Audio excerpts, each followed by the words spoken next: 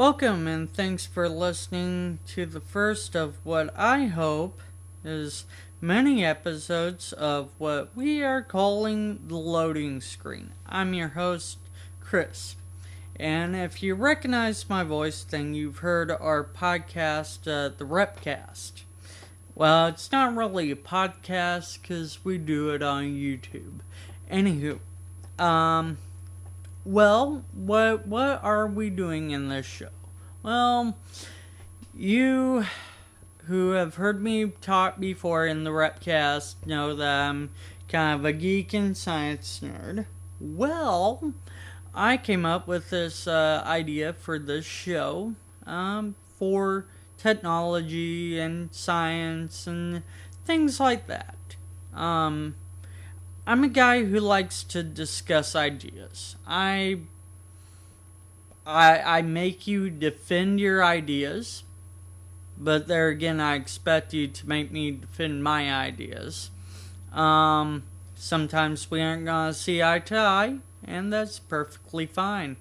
If we did, we would be Borg.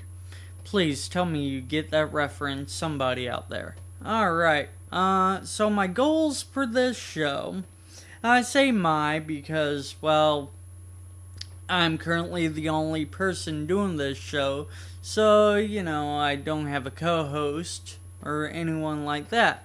Or at least a robot behind me doing fun stuff or whatever. Anyway, I might fix that later, who knows. So what are my goals? Well, to talk about tech and science news and more detail than what we have in the Repcast. Because, quite frankly, I found that we were running the Repcast a little too long when I would go into a topic discussion in different things concerning those topics. So, that was the idea behind this show.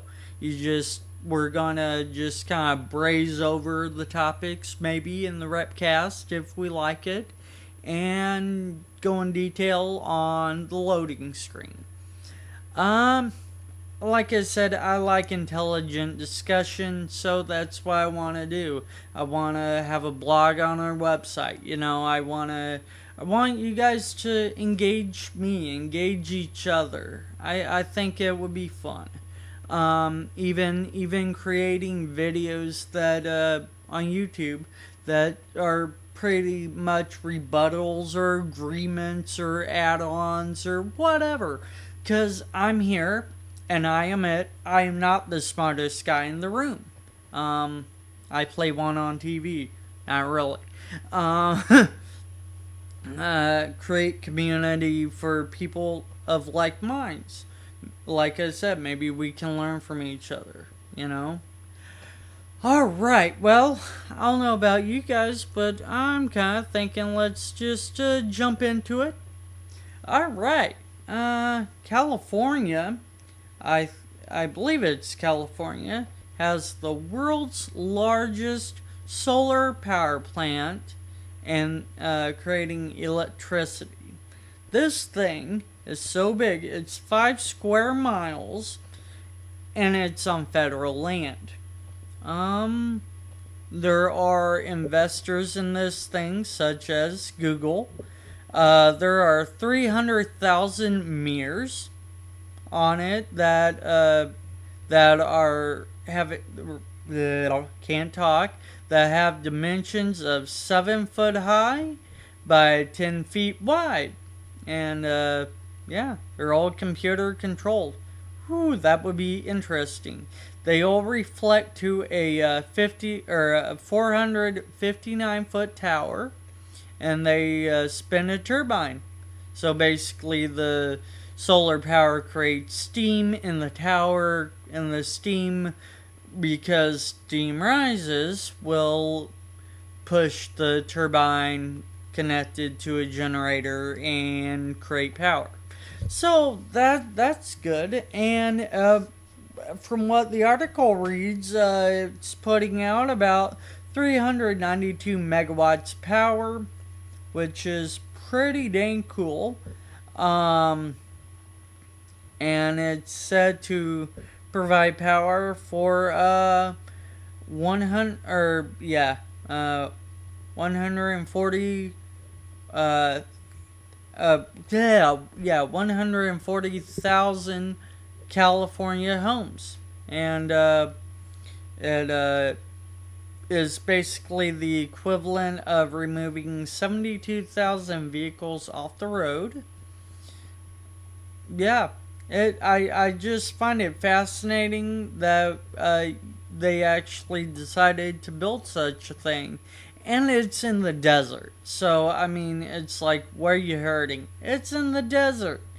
So, at least we put the desert to use finally.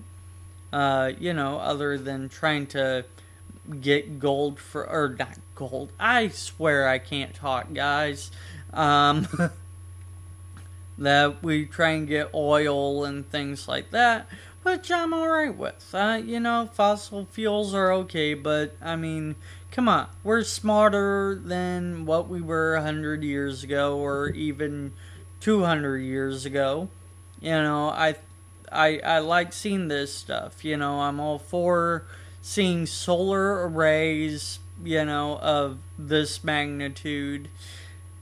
I don't know that I quite like the idea of it being on federal land.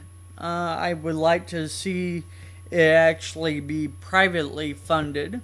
I mean, it is privately funded because you got companies like Google who are investors in this thing. So you have that, but what I mean is that at any time where government is, they can step in at any time and be like, our land, our property, we take it all. Which, would suck a nut, right? Um, hmm. Excuse me, guys. I'm just taking a drink here. Alright.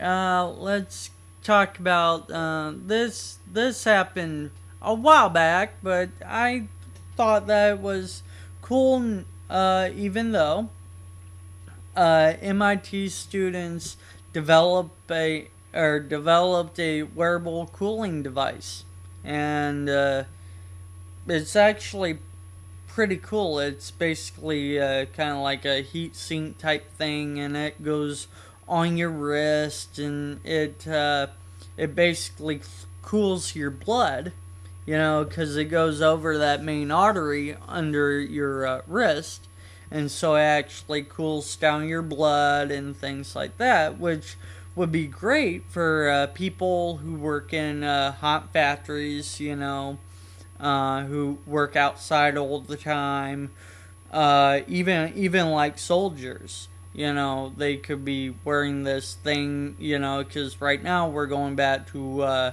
Iraq, I think. Iraq. And so, stuff like that is interesting, even though it's kind of old news, right? Alright, moving right along.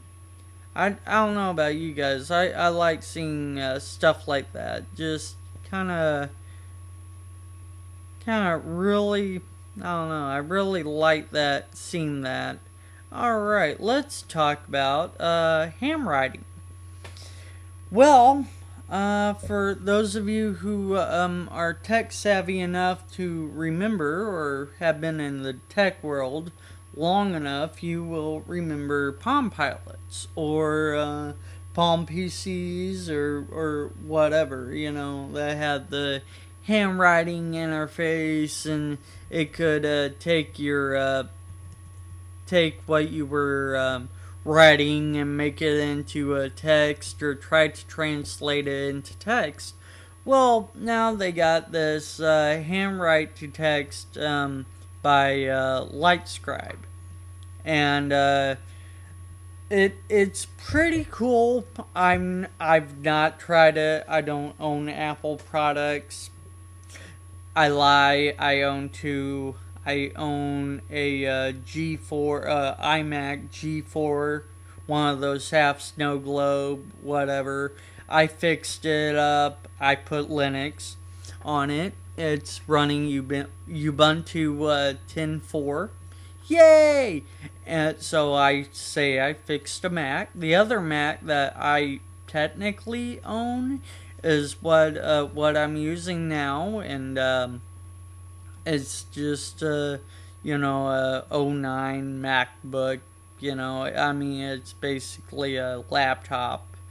I don't know why they call them MacBooks. They're laptops. It's got an Intel processor. It's dual core. It's got 2 gigs of RAM, 160 gig hard drive, but this thing can expand out to 6 gig. It can technically handle a 500 gig solid state. So I mean, I could crazy boost this thing up. Anyway, back to this pen thing, right? I guess it has like an IR sensor or something like that. And what it does is it not mimics, it records, and it's flash memory where your hand is moving to and whatever. And yeah, it's pretty cool. It connects to your devices with Bluetooth and all that fun stuff, and it'll last for 14 plus hours to a charge. I don't know. I like it. I like the idea of it. The only gripe that I really have is that all it supports right now are Apple products, which I don't know. I think is kind of a kick in their own teeth because I mean, really, I don't know. It just kind of seems that if you're going to take notes and whatever and all that, it seems that you're taking them. I don't know. It just seems that you would be more likely to use an Android product or a Windows product. Like I have a Windows Surface first generation. Surface Pro, not RT. I was smart. Anyway, I got this thing primarily because you could do what this pen does. Lets you write. I like being able to write on my devices, and, to if I get an idea, I don't have to waste paper. I just pull up OneNote and I put down my idea or whatever, whether it be a sketch or just a quick little blurb about something. And then then I can go back and go, yeah, and then I can refine the idea and all that good stuff. I like it. On the other hand, I'm glad they support Mac, or Mac, Apple, whatever they're calling themselves nowadays. Because, iPads and iPods and iPhones are popular. I don't know why. Their operating systems are too locked down for my taste. I looked at, getting an iPod, or not an iPod, but an iPhone when they first came out, and I said too locked down. And the guy goes, well, what do you mean? I walked over to an Android device. I said, well, I can do all this. And, it was basically desktop. I could thumb through, I could customize whatever. Yeah, well, you can do this with an Apple product. No, you can't. I mean, you can now because they actually let you download a what they call, or what I use the proper term, a crack, to actually open up their operating system to let you do things that believe it or not, with an Android device you don't have to crack it. I mean, technically you don't even have to root it, really. I mean, like, Android just kind of goes, okay, whatever. I'm here for you to use me. And Apple goes, no. Anyway, that's a different rant that I won't go in. I'll try to stay away from because I could rant on about the comparison between them for quite a while, but I won't. So yeah, this Lightscribe is actually I don't even do I see a price on here? Yeah, no, $45. So, it's not that bad of a price for a for a pen that records your hand movements and writes it on paper, and then you can transfer it to a computer. That's actually, fairly good price, I think. But that's me. But yeah, if you want to get one of these, the devices that's compatible with, it requires iOS 7. I'm sorry. iPad generation, 3rd generation and 4th, Air, Mini, Mini Retina. Which, I mean, I think the iPad minis are kind of useless.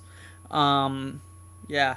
Anyway, iPhone S4, 5S, 5C, iPod Touch 5th generation. So, like I said, if you're interested, go to lightscribe.com, or not live, live scribe. And, yeah, it's interesting little product they got there. Oh, let's see, what else have we got? We got a lot of interesting things. I, just so you guys know, some of this I go through, and even though it might be old news, it might not be common. So what I'll do is I'll just kind of go, hey, that's interesting, and talk about it. So it may not be current news. Alright, what do we got here?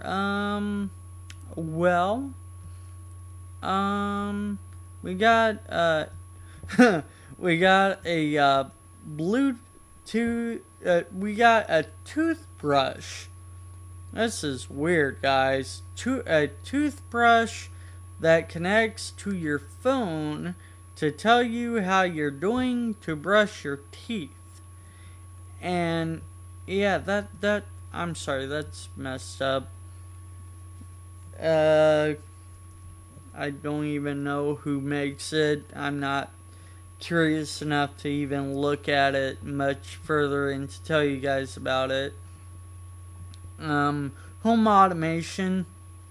I mean, really, they've had home automation since probably the the mid 90s.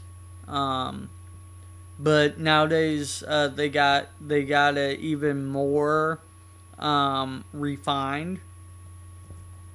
Even to the point where, it'll even do food management and stuff like that. It'll tell you how much food you have left in your fridge. It'll tell you, and it'll even order it for you if you want, or make you a grocery list, whichever. That kind of stuff I actually think is cool. I think is helpful ish. I also think it kind of makes us lazy as a culture. Because, I mean, I don't know about you guys, but I have stuff in my fridge I just forget that's there. And I think that stuff like this could be a help or a hindrance, depending on whether you've already had memory problems because you rely so much on technology. Drones. And I'm not talking about the ones that the government uses to fire missiles at you. No, actually, like, Amazon, I think Amazon or FedEx, one of the two, is, using drones now to deliver your stuff. In fact, let me look at this. Who is using drones?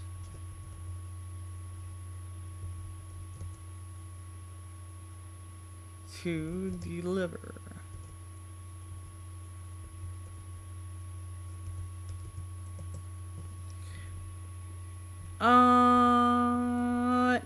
Yeah, it was Amazon. I was right. I just wanted to make sure I got it right. No, but Amazon's using it to deliver stuff, and even like now they're getting it to the point where you can buy stuff like this for yourself, and you can and this goes back to home automation, is that you actually can have these things go out, get food for you from the kitchen, and bring it back to you. Sure, because, I can't walk from my bed to, my kitchen. Well, for a while I couldn't. Well, I could, kind of, it just kind of hurt. Hernia surgery sucks. But it's good to get it taken care of.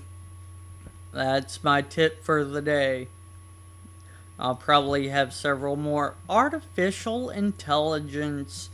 So you've everybody who is a nerd or a geek, I'm sure at some point, whether it's iRobot or even the movie Artificial Intelligence, even though I didn't care for the movie that much. But now they got an artificial intelligence snake. So for those of you who hate snakes, I'm sorry. No, they got these things to where they can climb trees and or play soccer and things like that, and so it's not gonna be long until you have your own personal AI. That'd be fun. I actually was working on a robot a few years back. I had to put the chassis in storage, sadly enough, because I have financial issues and whatever. But anyway, I had to put the project on hold. But I'm hoping, to resurrect the project, because I really was starting to make headway, at least physically wise, like the body, because I was giving the body a full wide range of motion in the arms and in the legs and stuff like that. It was pretty cool. But I since then I've gone through and redesigned the body, and I think the only thing I'll keep original would be the arms and legs. Just because I'm really trying to go and make it be as humanoid as I can.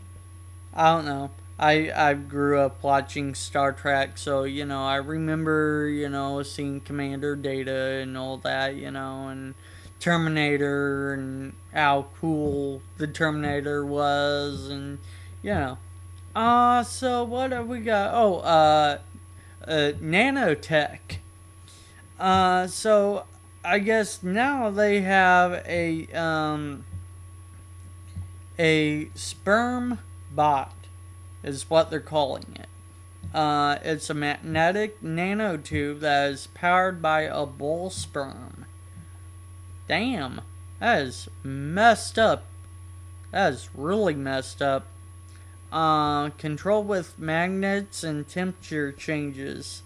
I've got nothing for that. Maybe somebody out there has. I mean, that's cool. I guess you can, build. I don't even know what you could do with that. I don't know. I think somebody was just bored in their lab and said, "Hey, nanotube bull sperm. Hey, let's see." Wow. Okay. Um. So many jokes. Not really. All right. What we got in Bluetooth here? Apparently, with Mac releasing their iOS 7, it's got multi-peer connectivity framework. Apparently, what this does is from what I understand, maybe somebody out there understands this more than me. I haven't looked into the technology really, because, yeah, I'm not really concerned about it quite yet. It looks like what they're doing is using Bluetooth devices to jump internet connection from device to device till it reaches yours. I guess an application could be like third world countries, where you have no internet or whatever. That's actually kind of an interesting thing. I know that there's a company in New York who is actually working on a free internet. And they're launching satellites in orbit. And they're hoping to have this going by 2015 or something like that. Their goal is to give everybody in the world access to the internet for free. And I would imagine that a lot of people are really pissed about this because, it's like the internet and net neutrality being out the window now, and crap like that. I find it kind of funny that, there's companies that still say, no, the internet should be for everybody. And I agree with that. I grew up in an age where the internet was new, where the internet was clean-ish, and whatever. But as the internet kind of grew, people grew, figured out, because it was like, what can we do with this thing? We have all these computers hooked together. What on earth can we do with it? And so we figured out what to do with it, and I guess a lot of people figured out the internet's for porn.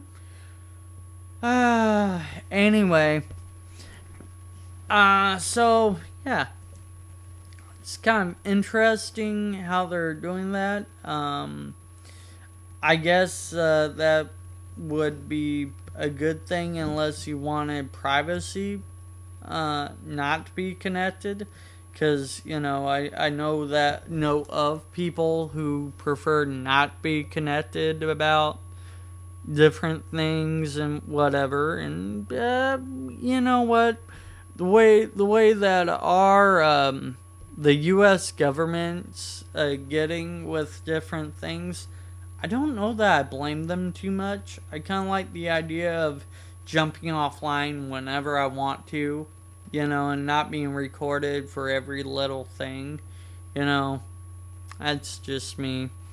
But I guess that's the price you pay when you got a bunch of, I don't know what you want to call them, hypochondriacs or whatever, because they're not really security nuts, because, if they were really security nuts, they would do something about it. But, there again, if you haven't noticed, I cross a lot of boundaries. I don't care, because I think that technology, science, politics, even religion, or at least personal belief, if you want to call it that, cross a lot of lines with each other. Alright, we're talking about satellites in the sky, communication, blah blah blah. Ah, yes, yes, recently. Oh boy. Who heard about the X-Class, the two X-Class solar flares? And, they were apparently like, the sun emitted these things about an hour from each other. Yeah. And so I guess there was a big scare, and I guess it did. Affect some stuff over in Europe. Hopefully, I haven't heard anything else really. Because I've been kind of reading up on this, or trying to keep up on this, because I know it happened June 11th. It's June 18th now. I still like to try and keep up on it, because there may be other effects that you don't know about. But anyway, I know here in America, as far as I know, there hasn't been any effects about it, which is really a good thing. Kind of amazing, actually. Yeah. So that's that with the X-Class flare.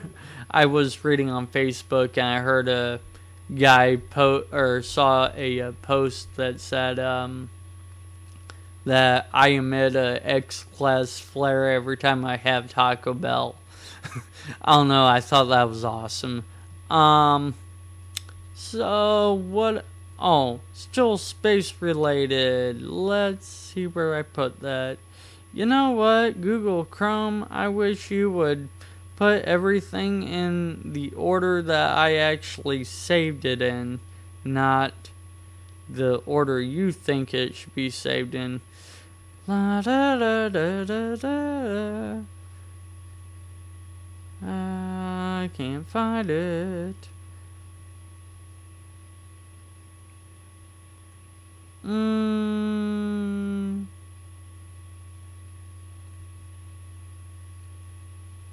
Okay, apparently I can't find it, but that's fine.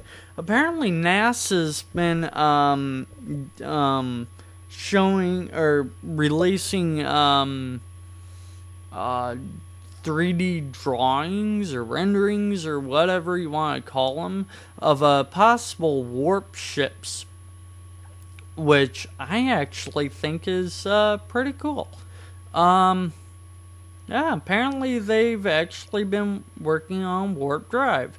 But, since they recalculated and they kind of figured out that it's not gonna take quite the amount of energy that they thought it would take and all that.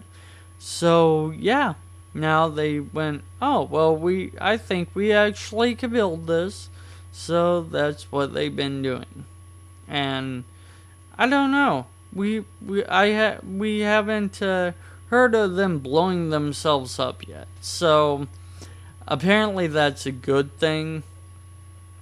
I mean, I still find it funny that NASA is not in the space industry anymore. They are more in, I don't know what they do anymore. I read something they posted a while back, from them, and I just went, this is not space related. This is economic crap, and you don't need to be talking about it. Go back to your lab and, shoot a rocket up to space. Speaking of space, X-Space, they want to put humans on Mars within 12 years.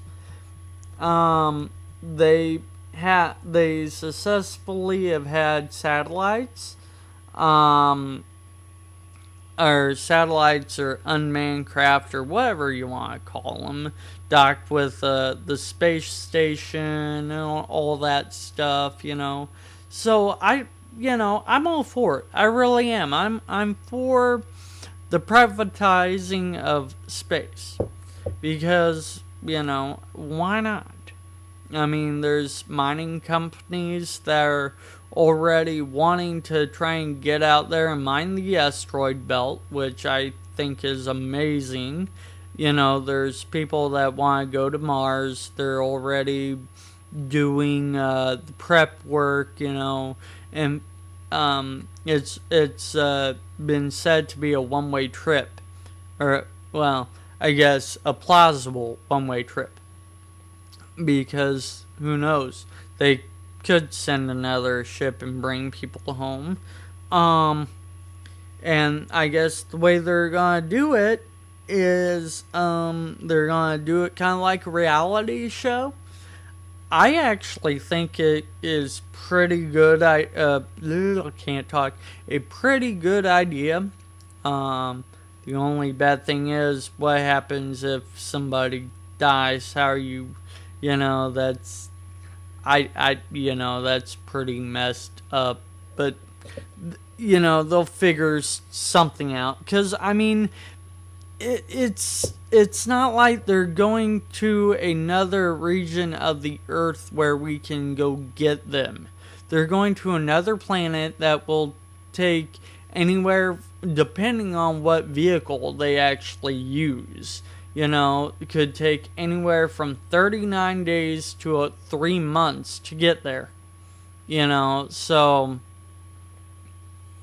I mean, if they actually use the stuff that they're that's out there that actually get you to Mars really fast, then 39 days. But that's still 39 days, unless NASA figures out their warp, and then they could just they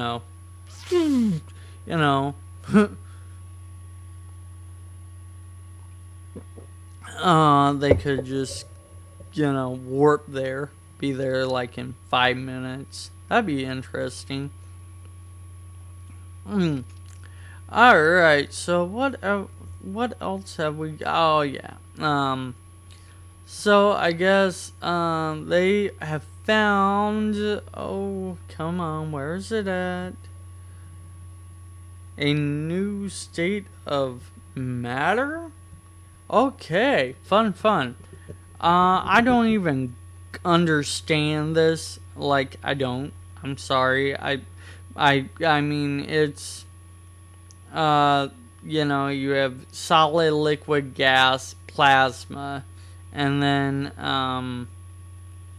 there's, and then a couple other things in the supercritical fluid and all that, and I'm like, really? I mean, it to me it's fascinating that we keep discovering that actually it goes down even deeper.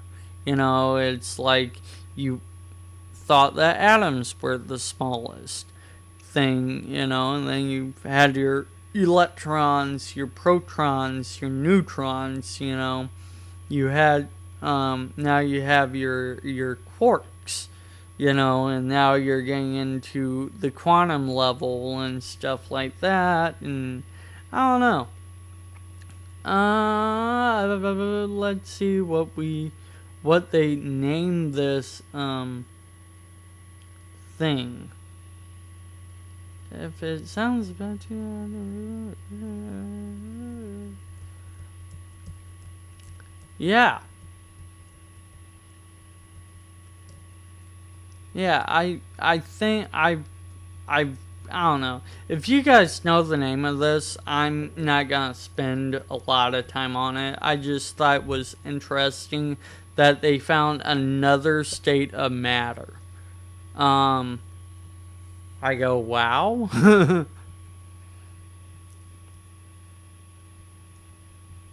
But they've also NASA's also implementing a new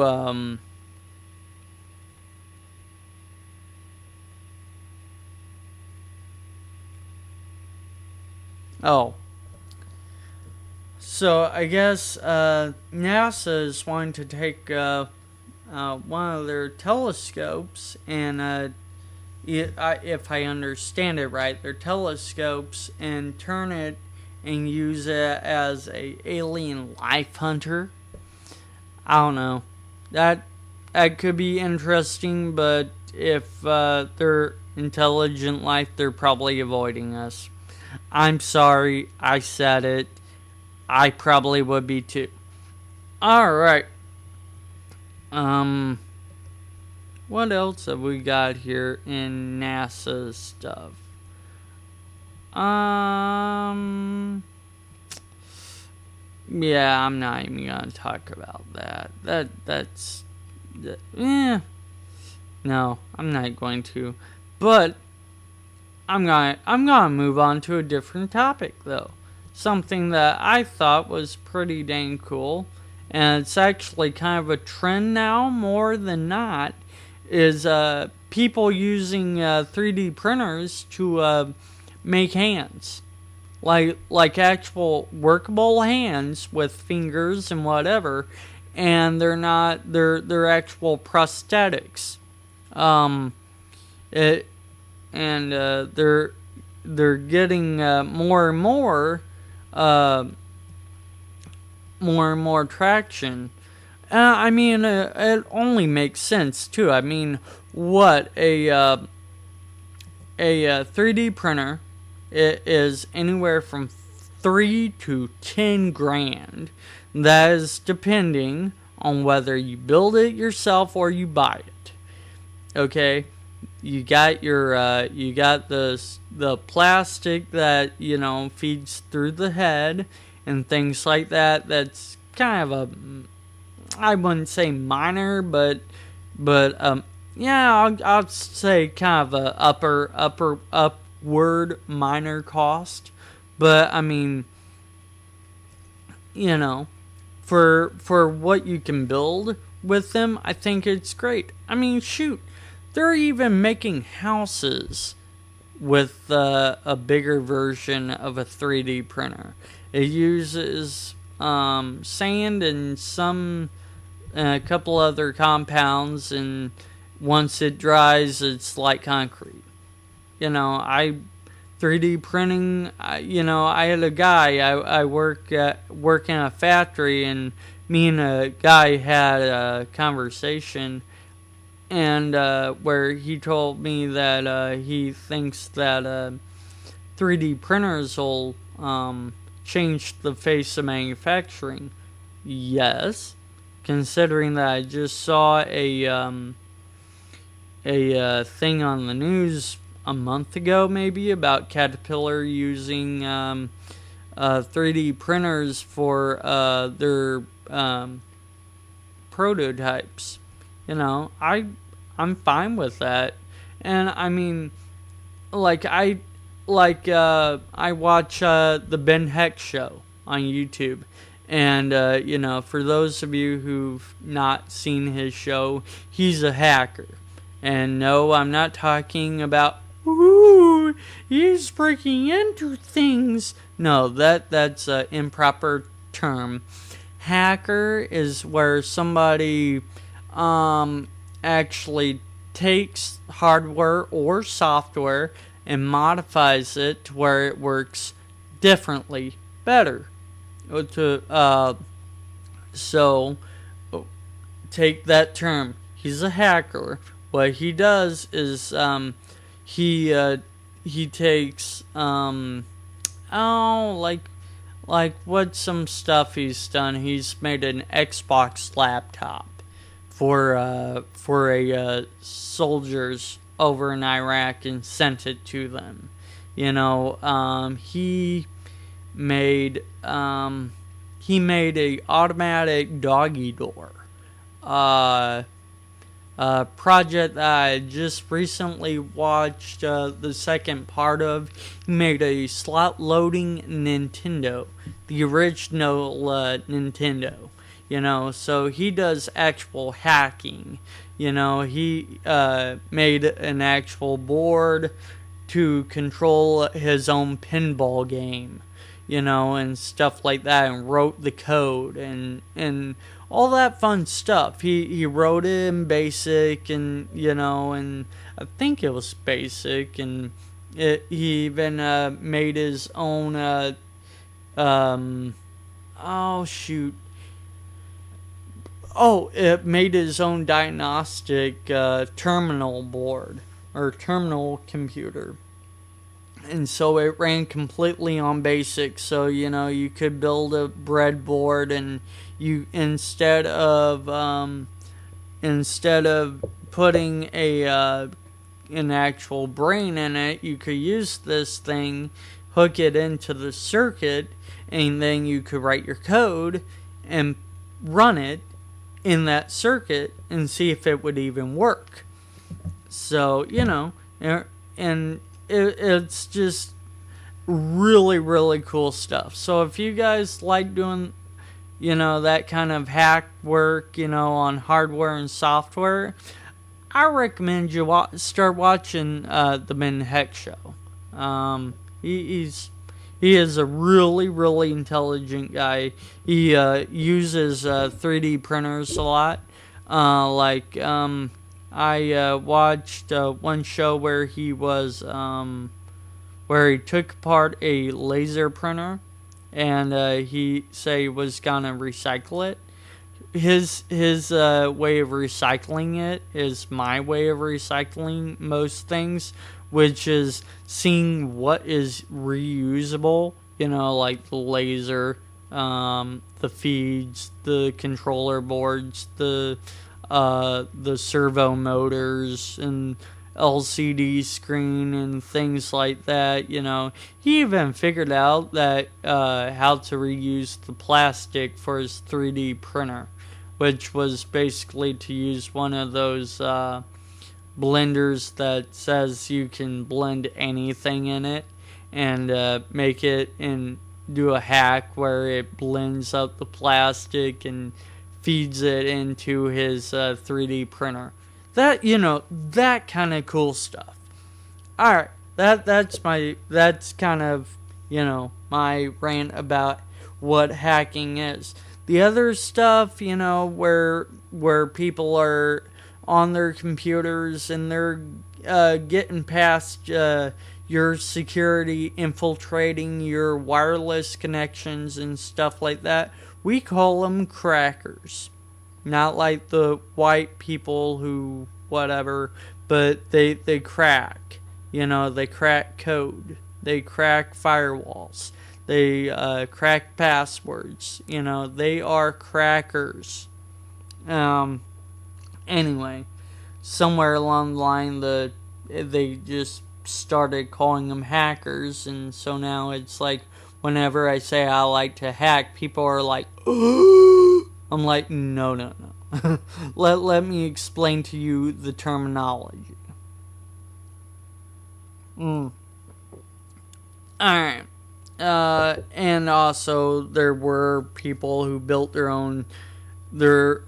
Still are people who build their own equipment in order to crack code and security and whatever.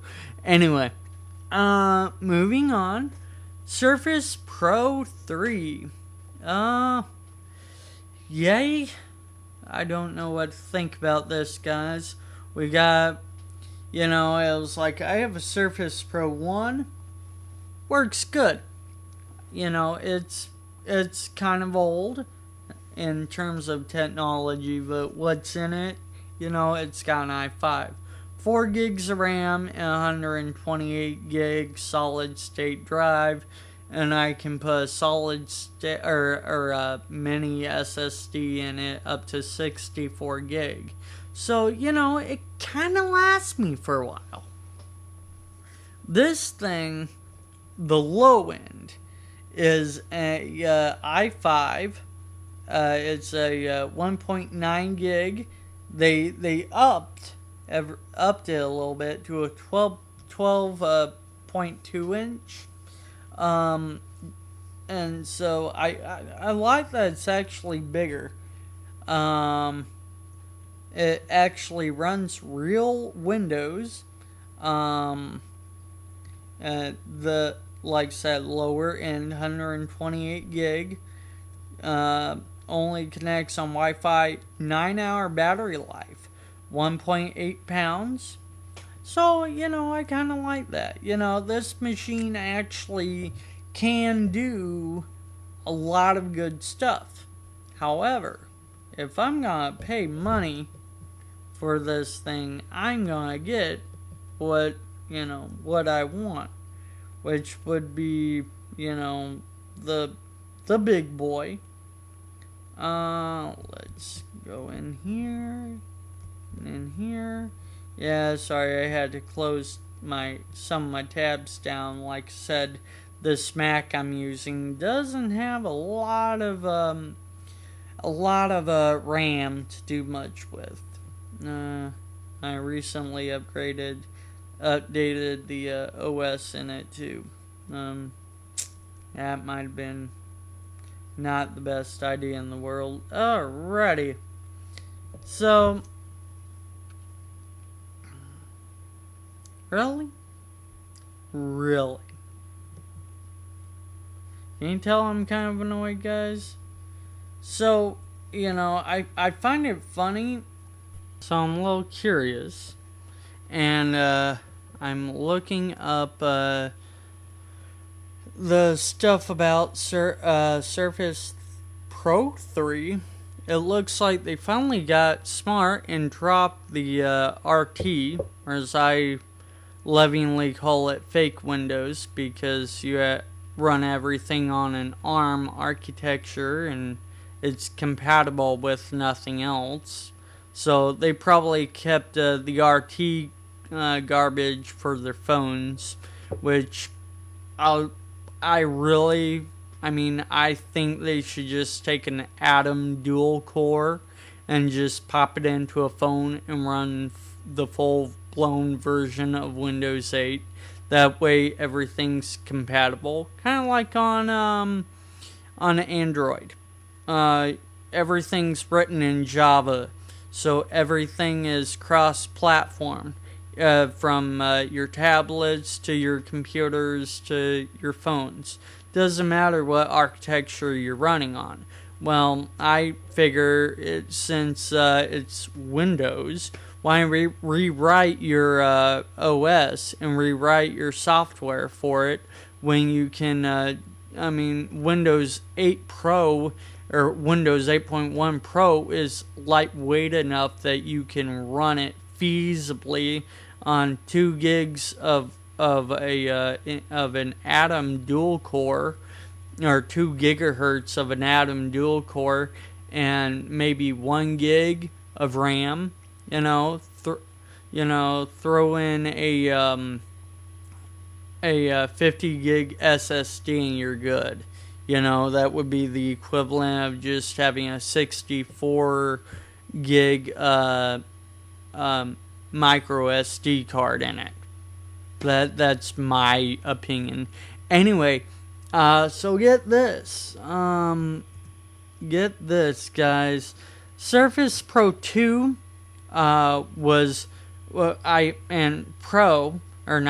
Surface 2 and Surface Pro were launched or released October 22nd in 2013. And yeah,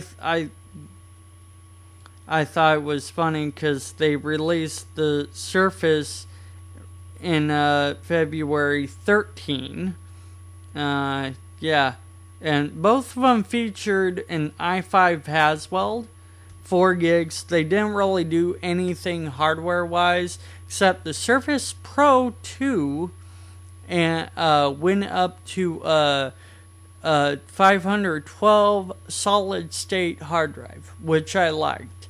Because, I do a lot of audio, video stuff on here. I do programming and whatever. Well, as it turns out, the Surface Pro 3 is going to have, it goes all the way down to a i3 64 gig SSD, it'll have, and then your next one up is an i5 that where you can get either a 128 or a 256 SSD or an i7 where you can get 256 or 512. Let's just come down here, maybe look at prices, because what I seen that to get an i5 128 is like $900, was I saying? And yeah, that's what I was telling you. And like this one, the i3 is like $799, which, I mean, if you're not doing a whole lot, it's actually really a good price. I mean, you get 9-hour battery life. The thing that impresses me, I think, about this is that the Generation 1 of Surface, you had 5 hours. You know, the second, or 5.5, I say 5, just because I know how mine is.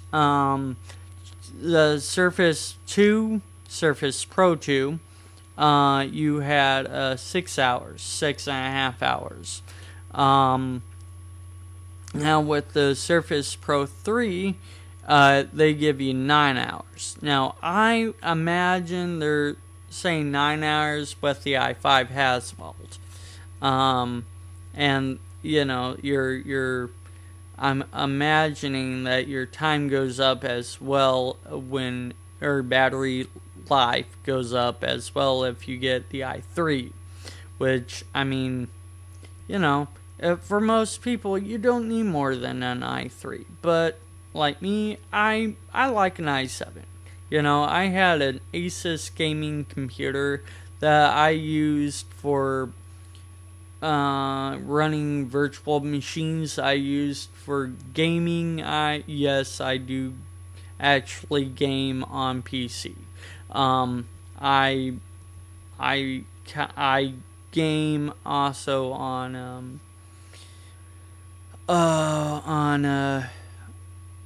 Xbox too, because why not? Or because, you know, 360 actually has some nice games, and I like the fact that it has backward compatibility.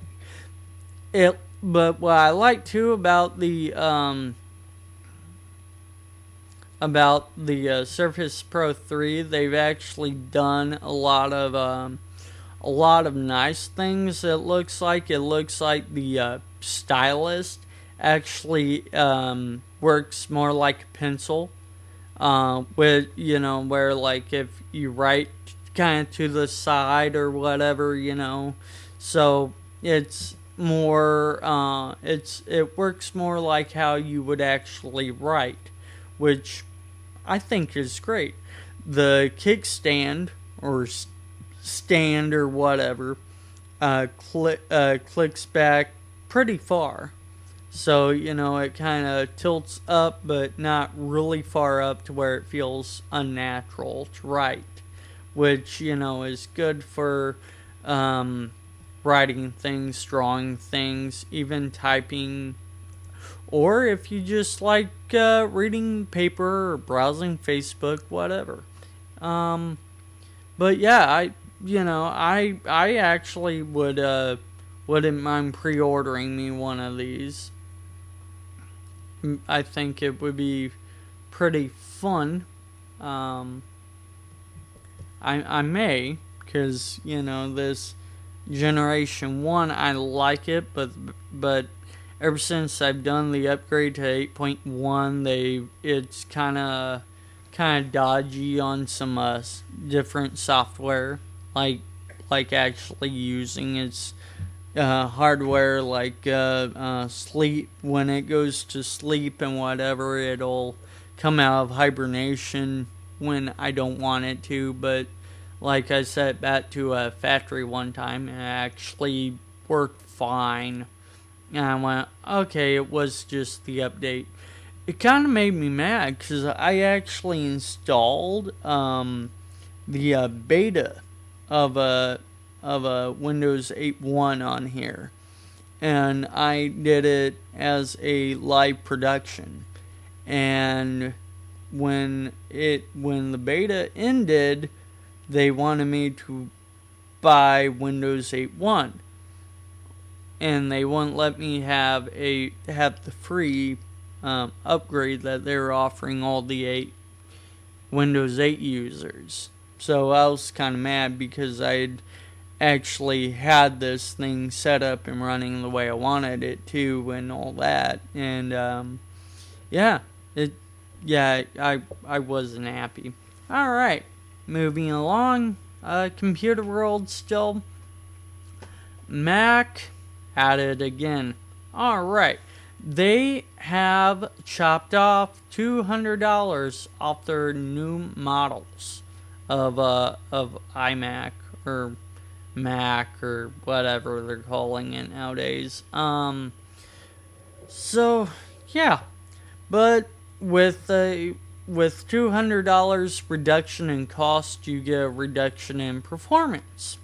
Of course you do, right? Right. All right. The new model they're putting out is a 1.4 dual core Intel is a i5 processor. It's got 8 gigs of RAM, 500 gig hard drive, and the graphics is a 500 is a Intel HD graphic 500 or 5000. Sorry, GPU.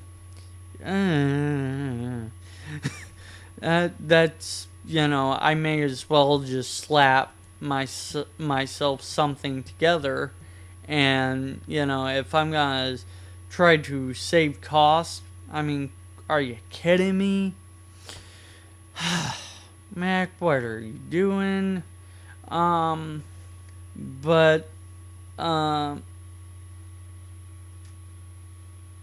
Yeah, it's, I don't know. I just, that's all I got for it is black. It's still over $1,000, and it's it's a cheaper model, like really a cheaper model, compared to its 21.5 inch Mac that is like really, really crazy cool. I still don't like the fact that Mac isn't really fully embracing the i7. But there again, they're good on some things, but I don't know. I still like PC for a lot of things. I mean, shoot, the machine I had, even the laptop I had, the Asus gaming machine, I could do a software RAID in it. I could upgrade it to 16 gigs of RAM.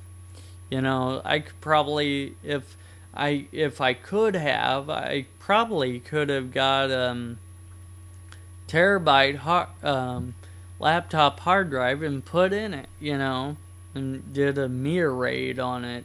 That'd been fun. But yeah, I don't know.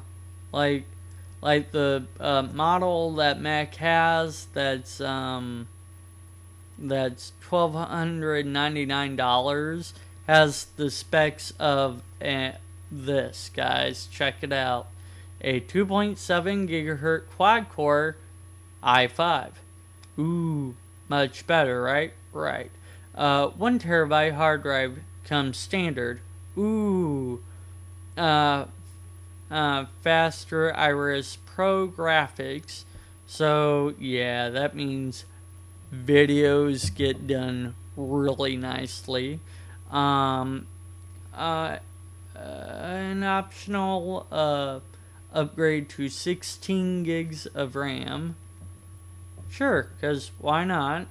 And upgrade flash storage to 512 gigabytes. Guys, I mean, what what I don't know. I don't know that I could really see this $200 reduction in price worth the actual hardware slash that they've done. DZNet actually said that compare the 1099 model compares to a MacBook Air. Yeah, about that. So anyway, that's that. I don't really know what else to talk about here. Let me see if I have anything else.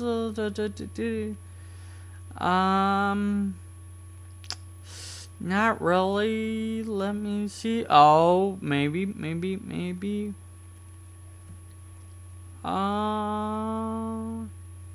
know, I guess I really hate that.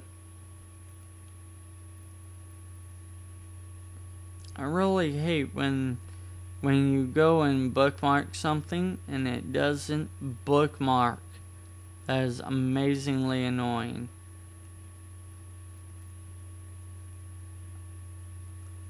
I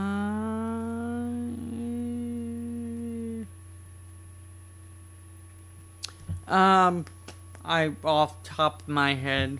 Let's see if I can find this thing real quick. Oh, yeah, I know what it was. Over in Europe, they have actually banned the teachings of creationism in public schools. And you know, I don't think that that's quite fair. And I'm not speaking right now as a Christian.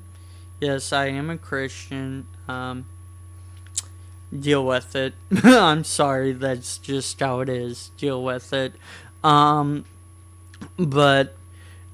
more as a person of science, of exploration, there's a lot of things that evolution tries to explain and cannot.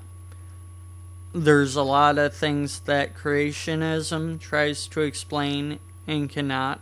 But when you combine the two to a point, they actually kind of explain each other somewhat. I'm not saying that I believe fully in evolution. I believe in a form of evolution. I mean, the kind that I can see, where you have multiple, you have two breeds of dogs and they get together and they have a mutt, that's evolution. That's microevolution. And you see that even in humans. You see people from all around the world getting together and they have babies and whatever, and they have different traits and things like that. But I cannot have sex with a monkey and get the monkey pregnant. And that's just sick anyway. But you know what I'm saying? So it's stuff like that. Anyway, the point that I was gonna try and get, or that I'm trying to get to, is that I even wrote a paper on this in college. Yes, I went to college. But I wrote a paper on this, and it dealt a lot with I don't know, it didn't really try to sway you one way or the other. What it did was it tried to make your brain work, and what my conclusion at the end of my paper was that you should teach both, because they are both theories. They are. I don't care. They both are theories. I mean, because evolution has gaps. They keep pointing to this missing link that I'm sorry they will not find. That I'm sorry they just won't. I mean, and if they do, then it then they go from theory to confirmed. I assume. But right now, there's so many gaps in both, that, it comes down to, let me present you with this, let me present you with that, and let you be an intelligent person and decide for yourself what you will believe. And that's really what I think all schools should do. I mean, because let me put it this way. It's like math, okay? In math, you have absolutes. You have variables. But those variables can be plugged in to make absolutes. In math, we're taught, that 2 plus 2 is 4. I mean, I don't care what Common Core does to try and make it easier, whatever. 2 plus 2 is 4.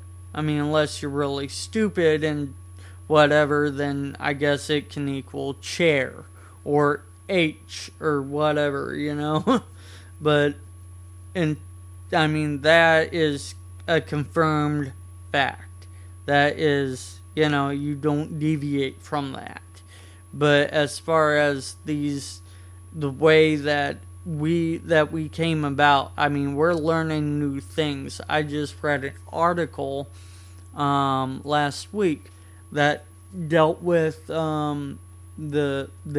they're finding out that the Earth is 60 million years older than what they previously had believed.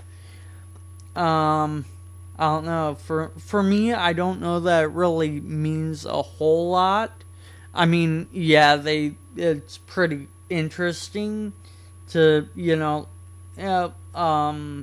to think that the Earth has been around that long and whatever. Speaking of things that we're still learning about, we found they or whoever, some scientists found a pocket of water or hydrogen, or it's a hydrogen fluid. I don't know. The article called it an ocean near the Earth's core, but they say it's not water, so I don't know what they think it is. But like I say, it's just interesting the things we are finding out, and I don't believe that it is right for any educational institution to say that this is all I'm teaching you, and I expect you to believe every word I say. Because, if you teach correctly, then, you're going to go back and you're going to research everything that I've said. You're going to take notes. You're going to scrutinize it. It's like I really like the idea of defending your ideas. Sometimes you can't. But still, what you believe cannot be shaken, and that's fine. But because, I mean, sometimes you have to take a leap of faith beyond logic, and that to me is fine. But yeah, anyway, like I said, I like intellectual discussions and to learn from each other and things like that. I try to keep an open mind. Just not so open that my brains fall out. You know what I mean? Alright, guys. Well, I think I've rambled on enough for today. Oh, wow. I did pretty good on time. Interesting. Well, I hope you enjoyed today's episode, webisode, whatever we're going to call this thing. We're calling it the loading screen, but, But anyway, I hope you enjoyed. Please comment. If you have rebuttals, questions, even things you'd like to hear me talk about, please email me. Leave me a comment. Tell me. I'd love to hear from you. Yeah. Well, have a good one, and till next time.